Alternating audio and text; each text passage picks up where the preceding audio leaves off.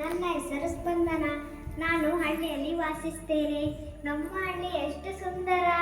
ಇಲ್ಲಿ ಕಡಿಮೆ ಜನದಟ್ಟಣೆ, ಶುದ್ಧ ಗಾಳಿ, ಸುಂದರವಾದ ನೈಸರ್ಗಿಕ ಪರಿಸರ ಕಾಣಬಹುದು. ಹಾಯ್, ನನ್ನ ಹೆಸರು ನಿಧಿ.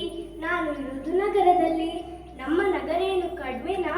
ಇಲ್ಲಿ ದೊಡ್ಡ ದೊಡ್ಡ ಕಟ್ಟಡಗಳಿವೆ, ಆಸ್ಪತ್ರೆಗಳಿವೆ, ಮಾಲ್ಗಳಿವೆ, ಸುಂದರವಾದ ಉದ್ಯಾನವನಗಳು ಇವೆ. ನಮ್ಮ ಹಳ್ಳಿಯಲ್ಲಿ ಕೃಷಿಯೇ ಪ್ರಧಾನ.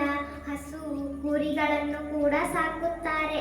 ಇಲ್ಲಿನ ರೈತನೇ ದೇಶದ ಬೆನ್ನೆಲುಬು. ಎಲ್ಲರಿಗೂ ಆಹಾರ ಪೂರೈಸುತ್ತಾನೆ.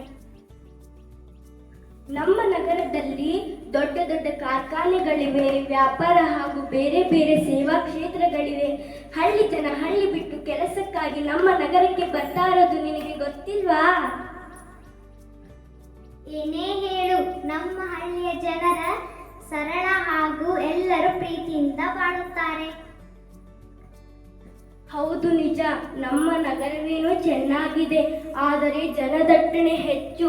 ಸದ್ದುಗದ್ದಲ, ಮಾಲಿನ್ಯ, ಒತ್ತಡದ ಜೀವನ. ಹೌದು, ನಮ್ಮ ಹಳ್ಳಿಯಲ್ಲಿ ಕೂಡ ಸಮಸ್ಯೆಗಳಿವೆ. ಸಾರಿಗೆಗೆ ಸೌಲಭ್ಯಗಳು, ಶಿಕ್ಷಣ, ಆರೋಗ್ಯ ಮತ್ತು ಉತ್ತಮ ಆಸ್ಪತ್ರೆಗಳಿಲ್ಲ. ಟೈಮಿಗೆ ಬಸ್ ಇಲ್ಲ.